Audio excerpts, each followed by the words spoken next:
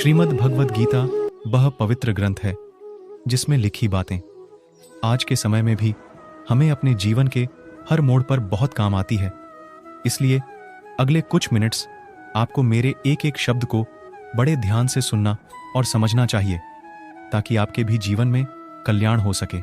तो चलिए बिना समय गवाए बढ़ते हैं अपने इस पौराणिक इतिहास के उस सबसे बड़े ज्ञान के खजाने की ओर जो इस दुनिया के ही नहीं बल्कि सृष्टि के सबसे बड़े मोटिवेशनल स्पीकर भगवान श्री कृष्ण जी द्वारा दिया गया है और जिसको बड़ी आसानी से समझकर और अपने जीवन में फॉलो करके कोई भी इंसान वह सब बन सकता है जो वह चाहता है।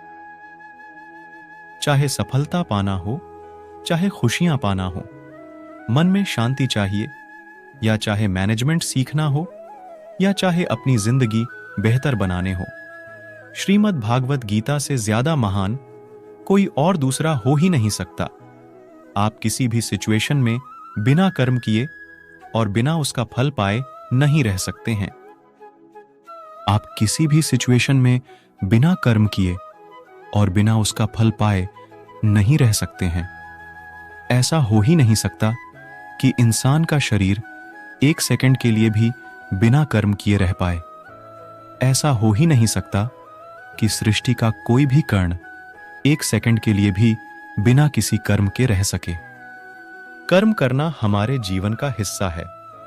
अगर हम सोते भी हैं तो हमारा दिमाग नहीं होता है। हम सांस लेते हैं, सपने देखते हैं। हमारे शरीर के हर अंग में करोड़ों की संख्या में सूक्ष्म कण हमारा काम करने में लगातार लगे रहते हैं।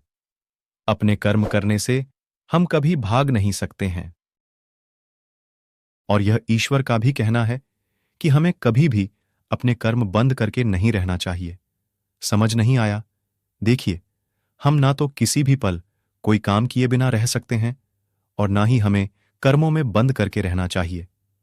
आसान शब्दों में यह है कि हम जो भी करते हैं वह यह मानकर करें कि इसे करने वाला मैं नहीं, बल्कि इसे करने वाला तो ऊपर वाले ईश्वर भगवान है।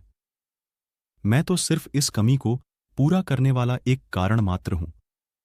कठपुतली की तरह उसको करने के लिए इस काम को मैं नहीं कर रहा हूं, बल्कि यह काम मेरे द्वारा स्वतः हो रहा है, यानी मेरे द्वारा कराया जा रहा है।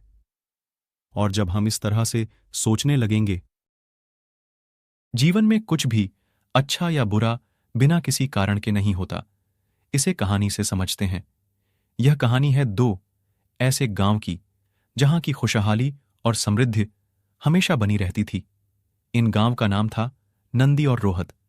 यह शहर से सटे दो ऐसे गांव थे जो सबसे ज्यादा धनी और अमीर थे। लेकिन इन दोनों गांव में कुछ विभिन्नताएं भी। नंदी गांव के लोग भगवान को बहुत ज्यादा मानते थे, लेकिन रोहत गांव के ज्यादातर लोग नास्तिक थे, भगवान को नहीं मानते थे। नंदी गांव के लोग सच्चाई की राह पर चलते थे, लेकिन रोहत गांव के लोग लोभी और मतलबी थे।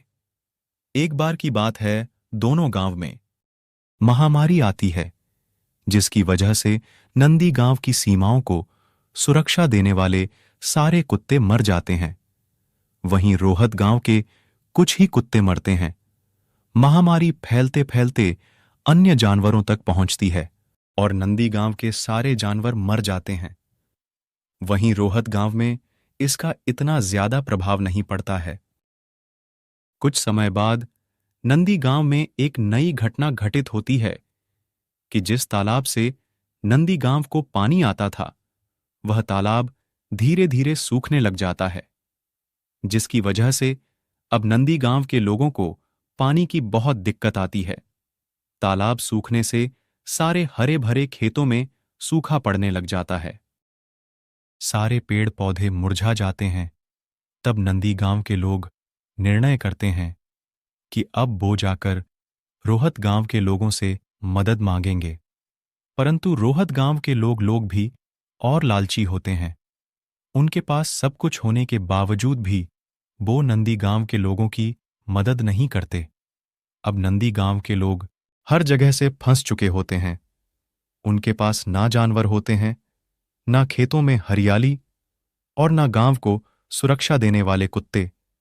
तो वह अपनी किस्मत को कोसते हैं। भगवान से कहते हैं कि भगवान ने उनके साथ बहुत बुरा किया।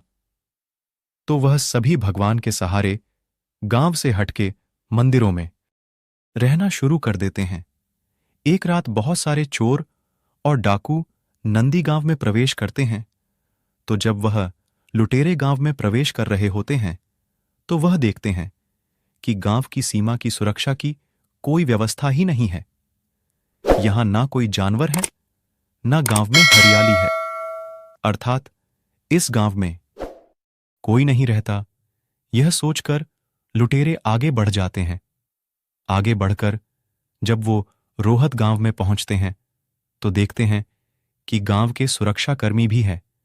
कुत्ते भी भौंकने लगते हैं।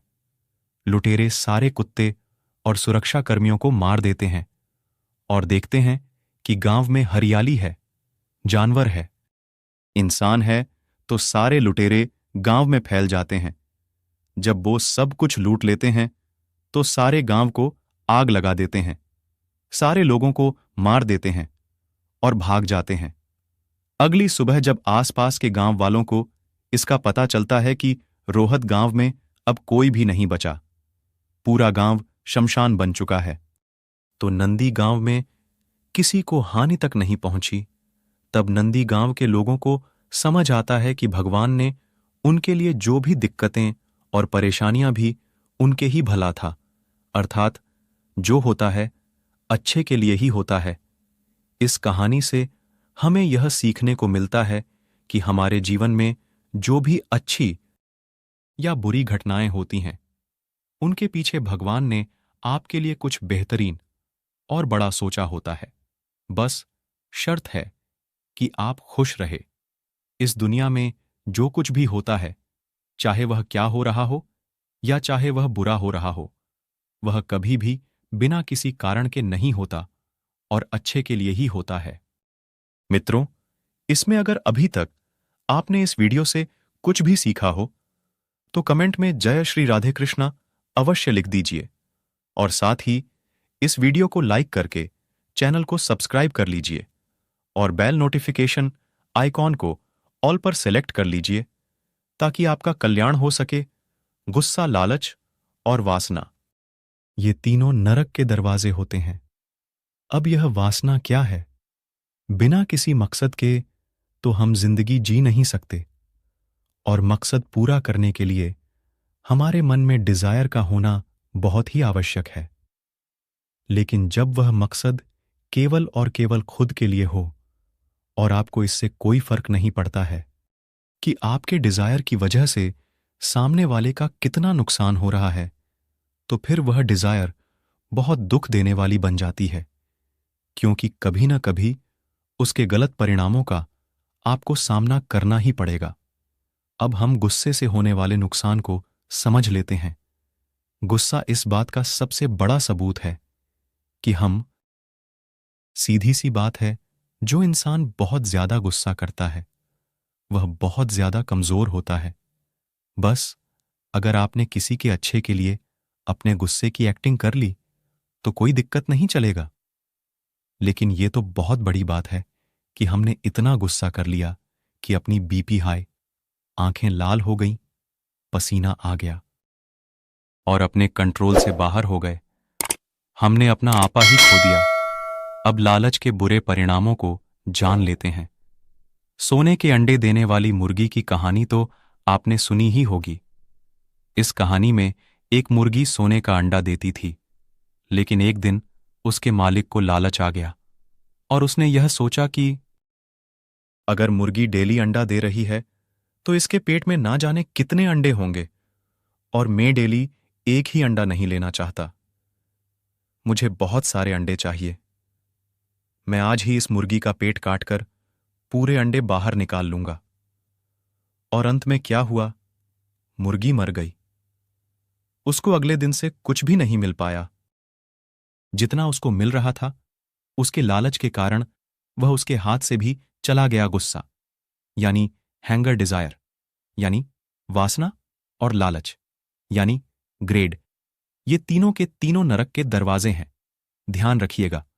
और यह मरने के बाद वाली नरक नहीं, बल्कि जीते जी नरक के समान जिंदगी जीना। जब मनुष्य मरकर नरक जाता है तो उससे भी काफी बुरा होता है। दूसरों की गुलामी करके खुश रहने की बजाय स्वयं को आजाद रखकर खुद के दुखों का सामना करना चाहिए।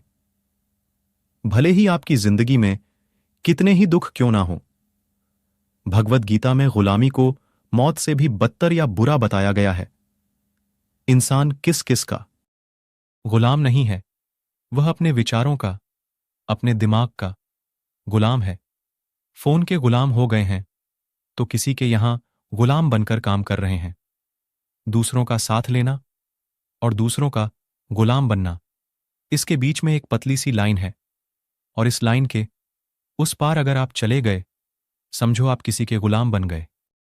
लाइफ में एक समस्या आने लग जाती है और वह गुलाम बन जाता है। इसलिए दूसरों के गुलाम रहकर खुश होने से अच्छा है कि आजाद रहकर खुद की समस्याओं का सामना किया जाए।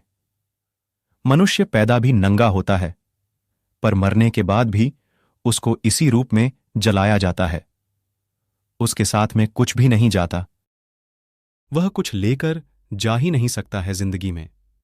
जो कुछ भी आपको यहां आने के बाद मिलता है, वह आपके आने से पहले किसी और का था, और जब आप यहां से चले जाओगे तो वह सब किसी और का हो जाएगा। जो पैसा आपके पास है, जो नाम आपके पास है, जिस पोजीशन पर आपको, उस पोजीशन पर आपसे पहले कोई और था। आज भले ही आप वहां हो, लेकिन कल को कोई और आपसे वह जगह छीन लेगा। यही सृष्टि का नियम है, और भगवद गीता की वो सबसे बड़ी सीख है जो आज हर एक पृथ्वीवासी को समझनी चाहिए। तो अगर बदलाव इस दुनिया का नियम है, तो फिर ऐसी कौन सी चीज है जो हमेशा हमेशा के लिए रहती है? आखिर कोई तो चीज होगी जो हमेशा आपके जाने के बाद भी इस दुनिया में रहेंगे। तो वो चीज है इंसीनियट नहीं है। इसलिए सबसे पहले आप एक अच्छा इंसान बनना। हर एक मनुष्य उस परमात्मा का ही तो अंश है, और हमारे सीधे कनेक्शन उस परमात्मा से ही तो जुड़े हुए हैं।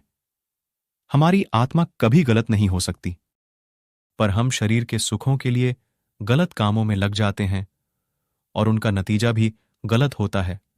खैर छोड़िए, आज हमारे पास जो कुछ भी है, चाहे हमारे पास प्यार हो, कोई रिश्ता हो, पैसा हो या नाम हो, वह हमसे एक ना एक दिन जरूर छिन जाएगा, जरूर दूर चला जाएगा। यही सृष्टि का नियम है कि जो कल किसी और का था, वह आज आपका है।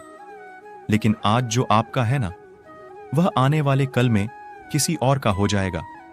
आज आप अपनी जिंदगी में जो कुछ भी है, वह केवल और केवल अपनी सोच की वजह से है। आज कोई भी इंसान अगर किसी लेवल पर है, चाहे वह लेवल ऊपर हो या नीचे हो, वह केवल और केवल उस व्यक्ति की सोच की वजह से ही हो पाया है। आपके खुद के सेल्फ बिलीव यानी आत्मविश्वास की वजह से है। अगर एक भिखारी भी अमीर बनना चाहता है, अगर वह दिल से बनना चाहता है और खुद पर विश्वास रखता है, तो वह अमीर बन सकता है। बस अपनी सोच की वजह से इस दुनिया में किसी दूसरे व्यक्ति की। अगर कोई एथलीट गोल्ड मेडल अपने देश के लिए लेकर आता है, तो वह केवल और केवल उसकी स्ट्रॉन्ग बिलीव पावर की वजह से वह खिलाड़ी गोल्ड मेडल लेकर आ पाता है। किसी भी लक्ष्य में वास्तव में यानी कि अपनी आंखों से अपने आप को सफल होते हुए देखने में काफी समय लग जाता है। हो सकता है 5 साल लग जाए या 30 साल, यहां तक कि अपनी पूरी लगभग उम्र ही बीत जाए। लेकिन उतने साल तक अगर आप अपने मार्ग से नहीं भटकते, तो वह केवल और केवल आपकी सोच की वजह से होगा। अगर आपने अपने मन में ही किसी लक्ष्य को जीत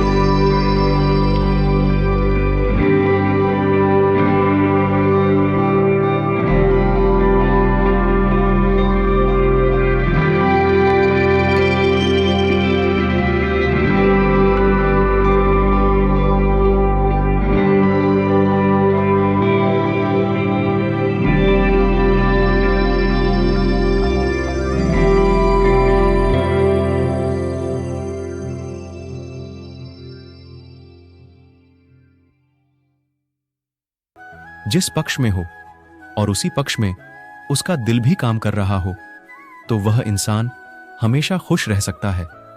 लेकिन हां, वो इंसान कभी खुश नहीं रह सकता जिसके विचारों में बहुत सारी कामनाएं होती हैं। हमारा मन अगर अशांत रहता है तो इसका सबसे बड़ा कारण है कि हम बहुत सारे इच्छाओं या कामनाओं के पूरे होने की शर्त पर अपनी खुशियों को बांध कर रख लेते हैं कि हमारी इच्छाएं और कामनाएं पूरी होंगी तभी तो मैं खुश हो पाऊंगा। अगर हमारे मन में, तो आप सदैव अपने मन को खुश रख पाएंगे। हमारा मन अगर अशांत रहता है तो इसका सबसे बड़ा कारण है कि हम बहुत सारे इच्छाओं या कामनाओं के पूरे होने की शर्त पर अपनी खुशियों को बांध कर रख लेते हैं कि हमारी इच्छाएं और कामनाएं पूरी होंगी तभी तो मैं खुश हो पाऊंगा। अगर हमारे मन में यह सवाल आए कि खुशियां क्या हैं, तो इसका जवाब होना चाहिए कि खुशियां केवल हमारी मानसिक अवस्था होती हैं। इसीलिए ही तो भगवद गीता में कहा गया है कि जो आपका मन करे वो ही कीजिए। अगर आपका मन करता है कि यार मैं खुले आसमान में उड़ान भरी, तो अपने मन में आने वाले विचारों को, अपने दिल में आने वाले विचारों को एक हो जाने दीजिए। उन्हें कभी भी बंधनों से बांध कर मत रखिए। यदि आप जिंदगी में मन से कुछ पाना चाहते हैं तो इसके लिए आपको संघर्ष तो करना ही पड़ेगा। और अगर आपके अंदर संघर्ष करने की इच्छा नहीं है तो फिर आपको जितना कम मिले या ना मिले, आपके साथ बुरा हो या आपके साथ पक्षपात हो रहा हो या अन्याय हो, आपके अंदर इतनी हिम्मत होनी चाहिए कि इन दुखों को सहन कर सके, क्योंकि यह तो आपकी लाइफ थी, आपकी मेहनत थी, आपके सपनों का पूरा करने का बात थी। तो आपने मेहनत ही नहीं किया। अच्छाई और सच्चाई को ना तो कभी हराया जा सकता है और ना ही कभी छुपाया जा सकता है। इसलिए सच कहने से और अच्छे कर्म करने से कभी भी नहीं डरना चाहिए। इस विषय के बारे में ईश्वर कहते हैं कि सच्चाई और सूरज को ज्यादा देर तक छुपाया नहीं जा सकता। एक वक्त आने पर उनको दुनिया के सामने बाहर निकलकर आना ही पड़ता है। आप उसको सामने आने से रोक नहीं सकते है उसका। आज नहीं तो कल उजागर होना तो तय है। इसलिए यदि आप आज कोई ऐसा काम कर रहे हो जो सही नहीं है, गलत है, जिसमें झूठ फरेब है, तो आपको इस काम को आज ही छोड़ देना चाहिए, क्योंकि किसी ना किसी दिन आपकी सच्चाई इस दुनिया के सामने अवश्य उजागर हो जाएगी। भागवत गीता में भी यह कहा गया है कि अगर आप कोई ऐसा सच बोलते हैं जिससे किसी मासूम के साथ अन्याय हो जाता हो, तो ऐसा सत्य अच्छा नहीं होता। और अगर आप ऐसा असत्य बोलते हैं जिससे किसी का भला हो जाता है पर किसी का नुकसान नहीं होता, ऐसा असत्य भी बुरा नहीं होता है। जय श्री राधे कृष्णा। अवश्य लिखिए। आपका भला हो। धन्यवाद।